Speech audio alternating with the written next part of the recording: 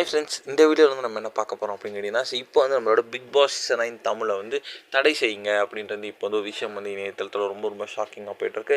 So அந்த ஒரு விஷயத்தை பற்றி அந்த வீடியோ நம்ம டிஸ்கஸ் போகிறோம்.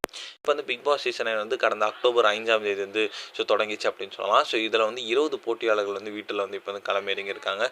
ஸோ முதல் வாரம் முடிவதுக்குள்ளேயே வந்து கிட்டத்தட்ட 2 எலிமினேஷன் ஆகிடுச்சு. ஸோ அண்டு முதல் நாள்லேருந்தே கிட்டத்தட்ட சண்டைகள் போயிட்டுருக்கு அப்படின்னு சொல்லலாம். ஸோ அந்தளவுக்கு வந்து பிக் பாஸ் வந்து முதல் வாரத்துலேருந்தே ஒரு சூடு பிடிச்சிருக்கு அப்படின்னு சொல்லலாம்.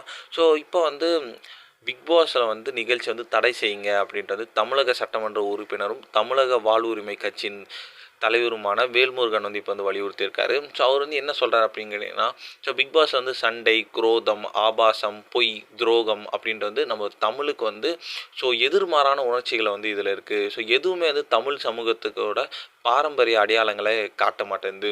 குறிப்பாக தமிழ் குடும்பத்தினோட அன்பு, அரவணைப்பு, விட்டு கொடுத்தல் ஆகிய எதுவுமே வந்து இந்த நிகழ்ச்சியில் வந்து இல்லை.